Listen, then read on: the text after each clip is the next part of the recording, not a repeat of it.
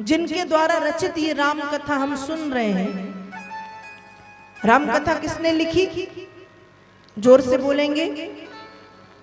जोर से बोलो भैया, नहीं तो पता चला कि पूरी रामायण बता दें, आखिरी में पूछो राम कौन थे। रामचरितमानस की रचना किसने की? वाल्मीकि जी ने? तो तुलसीदास जी ने। वाल्मीकि जी ने रामायण की रचना की संस्कृत भाषा में, लेकिन रामचरितमानस की रचना की गोस्वामी तुलसीदास जी ने। अब तुलसीदास जी की भक्ति कैसी थी? तुलसीदास जी जिस समय इस पृथ्वी पर थे 1500-1600 ईस्वी में, उस समय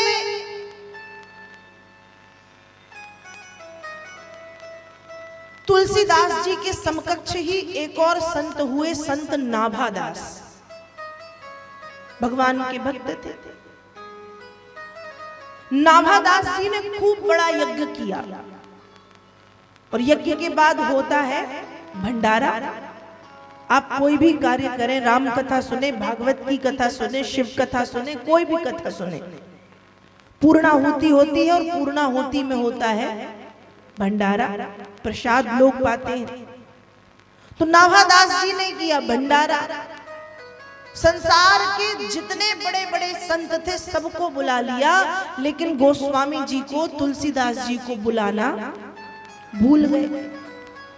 अब जब तुलसीदास जी को बुलाना भूल गए तो तुलसीदास जी चाहते तो बैठे रहते मुंह बना के अपने आश्रम में, मैं क्यों जाऊं, मुझे नहीं बुलाया। आज के लोगों के जैसे, मतलब आज तो लोगों को भंडारे में भी निमंत्रण देना पड़ते हैं, फोन करना पड़ता है कि भैया भंडारा है आ जाना। अरे भंडारा मतलब भंडारा, प्रसाद। भगवान के प्रसाद को पाने के लिए भी क्या कोई निमंत्रण लगता है? लगता है क्या? नहीं। प्रसाद मतलब प्रसाद, भोग मतलब भोग। तो नाभादास जी ने भंडारा किया, सबको बुलाया, तुलसीदास जी को बुलाना भूल गए। और तुलसीदास जी भी इतने सरल थे, भक्त थे, कि तुलसीदास जी बिना बुलाए पहुंच गए। अब बिना बुलाए जब पहुंचे तो नाभादास जी अपने भीड़ भाड़ में व्यस्त थे, सबसे मिलने जुलने में। तुलसीदास जी ने देखा खूब भीड़ है, जगह ही नहीं मिली बैठने की। तो तुलसीदास जी इतने सरल थे कि कहां जाके बैठे? जहां संतों की पादुकाएं उतरी थी। पादुका मतलब आज की सरल भाषा में कह दें तो चप्पलें, पन्हियां।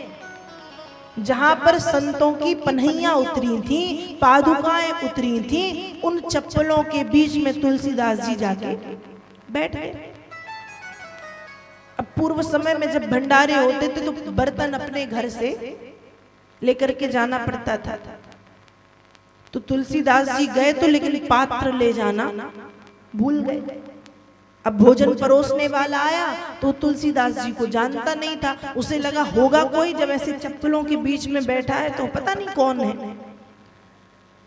तो कहा भैया अपना पात्र तो दिखा दो जिसमें तुमको हम भोजन परोस सकें, भोजन दे सकें। तो तुलसीदास जी ने थोड़ी देर तो सोचा कि क्या करें। इतने में एक संत की पन्हियां उठाई, चप्पल, और आगे कर दी, इसमें परोस दो। तो भोजन परोसने वाला कहता है तुम पागल हो, पन्हिया में कोई भोजन पाता है? चप्पलों में कोई भोजन करता है? पाप लगेगा। तुलसीदास जी ने कहा पाप नहीं लगेगा, पुण्य मिलेगा। कैसे? कहा तुलसी जिनके मुखन ते धोखहु निकसत राम, तिनके पग की पावरी मेरे तन को चाम।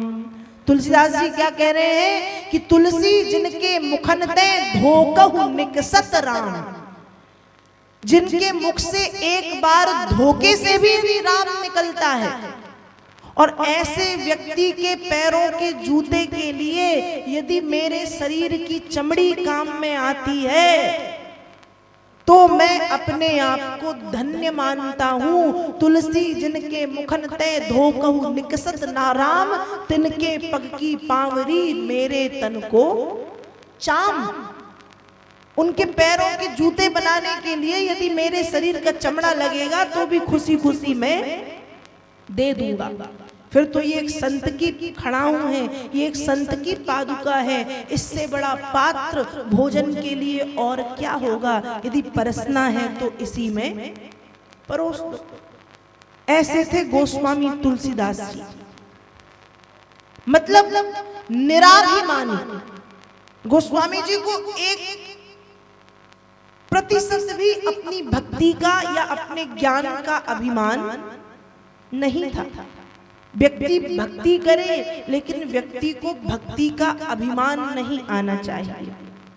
तो ध्रुव जी महाराज ने भी खूब भक्ति की है। गोस्वामी जी मानस में लिखते हैं, ध्रुव सगलानी जप्यु हरि नाऊ, पायौ अचल अनुपम थाऊ। ध्रुव जी महाराज की भक्ति ने ध्रुव जी को निश्चित पद की प्राप्ति कराई है, ध्रुव जी को निश्चित स्थान की प्राप्ति कराई है।